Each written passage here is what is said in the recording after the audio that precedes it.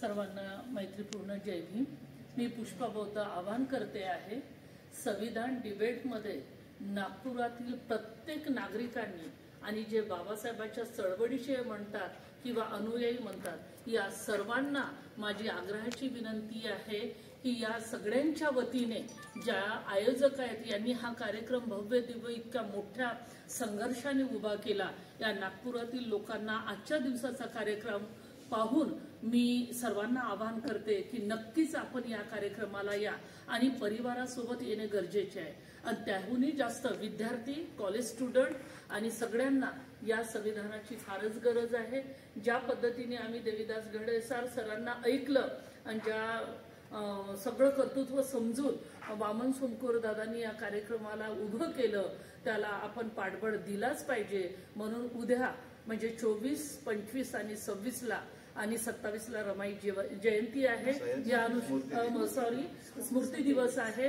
आपण सगळ्यांनी जोमाने नागपुरातील आणि विशेष म्हणजे उत्तर नागपूरच्या लोकांनी एकही खुर्ची खाली न सोडता येण्याचे मी आवाहन करते आहे। जय भीम, नमो बुद्धाय। जय संविधान, जय संविधान, जय भारत, जय संविधान, जय भारत, जय संविधान, जय भारत, जय संविधान, जय भारत, जय संविधान, जय भारत, जय संविधान, जय भारत, जय संविधान, जय भारत, जय संविधान। Okay, thank you. ओके, गंभीर आपाताच्या स्थितीत सुद्धा रद्द होऊ शकत नाही। अनुच्छेद 13 द्वारा काही असे अधिकार प्रदान करण्यात आले आहेत ज्यांचे निराकरण अथवा शून्यन होऊ शकत नाही, जसे की अनुच्छेद 11 ज्याच्याद्वारा अस्पृश्यतेचे शोषण करण्यात आले आहे। हा एक महत्त्वपूर्ण अधिकार आहे। काय याचा अर्थ असा आहे की आपात स्थितीत उपस्थित झाल्यावर आम्ही प्रचलित निषेधांची आज्ञा देणार आणि एखादी व्यक्ती कोणत्याही रूपात अस्पृश्यतेचे पालन करीत असली तरी आम्ही तिच्या विरुद्ध कारवाई करणार नाही। या व्यतिरिक्त सांस्कृतिक तत्त्वांच्या निर्णयाचे उल्लंघन करू इच्छित नाही। मी केवळ एखाद्या वेळेस झालं तर 15 मिनिट अर्धा तास चालते, नाहीतर 2-2 मिनिटात बंद होतं। जर सभेच्या सदस्यांनी त्यांचे काळजीपूर्वक अध्ययन केले आणि डॉक्टर आंबेडकरांनी यावर विचार केला तर त्यांना विदित होईल की काही अधिकार असे आहेत जे कोणत्याही अवस्थेत निलंबित करता येणार नाही, मग कितीही गंभीर आपातस्थिती उपस्थित झाली असली तरी। म्हणून या अनुच्छेदाला अशा प्रकारे संशोधित करण्याचा प्रयास केला आहे की आदेशात त्या अधिकारांचा उल्लेख असावा ज्यांचे निराकरण, शून्यन अथवा निलंबन करण्याची आवश्यकता आहे। अन्य 2 संशोधने केवळ शाब्दिक संशोधने आहेत आणि त्याविषयी बोलू इच्छित नाही। मला वाटते की मसुदा समितीने त्यावर बुद्धिमत्तापूर्वक विचार करावा, कारण मला वाटते की मी तेवढा बुद्धिमान नाही जेवढे समितीचे सदस्य आहेत। संशोधनाच्या मुद्रित सूचीतील संशोधन क्रमांक 3030 एक सारावर संशोधन आहे आणि त्याचा आशय असा आहे की सर्वच मौलिक अधिकारांना अथवा त्यांच्यापैकी काहींना निलंबित करणाऱ्या आदेशाचे संसदेने अनुमोदन करावे। आम्ही या संबंधात अनुच्छेद 275 आणि 278 मध्ये अनुबंध ठेवले आहे। अनुच्छेद 278 मध्ये निर्धारित करण्यात आले आहे की जी काही उद्घोषणा करण्यात येईल ती अनुमोदनाकरिता संसदेत समक्ष मांडण्यात येईल। अनुच्छेद 275 च्या खंड 2 बी आणि सी मध्ये हे स्पष्टता निर्धारित आहे की उद्घोषणा अनुमोदनाकरिता संसदेत समक्ष मांडली जाईल। काय याचा अर्थ असा आहे की उद्घोषणा संसदेद्वारा अनुमोदित झाल्यावर राष्ट्रपती आदेश काढून हवे ते करू शकतो? जर असे असेल तर हा एक फारच दूषित अनुच्छेद आहे। मौलिक अधिकार निलंबित होणे काही सामान्य बाब नाही, ही एक गंभीर बाब आहे। मी तर असेही म्हणेन की राज्यात गंभीरतम आपत्काल उपस्थित झाला असेल तर त्याहीपेक्षा मौलिक अधिकारांचे निलंबन अधिक गंभीर आहे।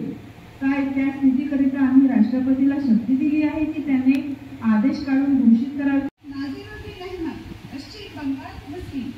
मी प्रस्ताव मांडतो की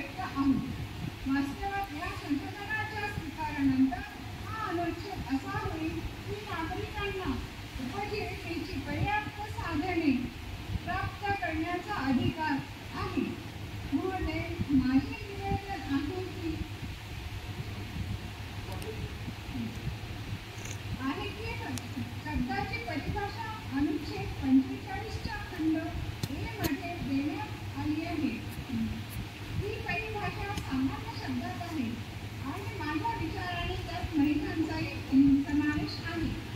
ही सर्व विधी आहे की पुल्लिंगाचाही समावेश होतो. अशा परिस्थितीत जेव्हा की आम्ही परिभाषा पंडित लक्ष्मीकांत नेत्र काय माननीय सदस्याशी म्हणाले की पुल्लिंगाचा अर्थ स्त्रीलिंगी आहे. मिस्टर नाझरुद्दीन अहमद व्यक्ती पुल्लिंगा स्त्रीलिंगा सन्निहित आहे. अनुच्छेद 5A मध्ये प्रत्येक व्यक्ती अनुच्छेद 31च्या खंड 2 मध्ये म्हणतो समाजाच्या भौतिक संपादनाचे स्वामित्व आणि नियंत्रण अशा प्रकारे वितरित व्हावे की ज्यामुळे सार्वजनिक हिताचे सर्वोत्तम अनुप्रयोग होईल. आता समाजाच्या भौतिक साधनाचे स्वामित्व आणि नियंत्रण अशा प्रकारे व्हावे. आपत्काल उपस्थित झाला असेल तर त्याहीपेक्षा मौलिक अधिकारांचे निलंबन अधिक गंभीर आहे. काय त्या स्थितीकरिता आम्ही राष्ट्रपतीला शक्ती दिली आहे की त्यांनी आदेश काढून घोषित करावे की अनुच्छेद 13 द्वारा प्रदत्त मौलिक अधिकार निलंबित करण्यात येत आहेत? असे नसावे अशी आशा करतो. मला आशा आहे की सभेचा उद्देश हा नसावा. आज हा अनुच्छेद सभेसमक्ष कोणत्याही रूपात ठेवण्यात आला असला तरी मला आशा आहे की त्याला स्वीकारणार नाही, तर त्या विपरीत त्यावर गंभीरतेने विचार करेल. मी आशा करतो की सगळ्या या तुमचं चांगलं स्पष्ट वाचत होत्या तुम्ही. चांगलं आहे वाचन. त्या सारीपेक्षा तुमचं चांगलं वाटलं, म्हणजे क्लिअर. या उद्देशाने आपले संशोधन उपस्थित केले आहे की राष्ट्रपती या संबंधात अर्थात मौलिक अधिकार निलंबित करण्यासंबंधात जो आदेश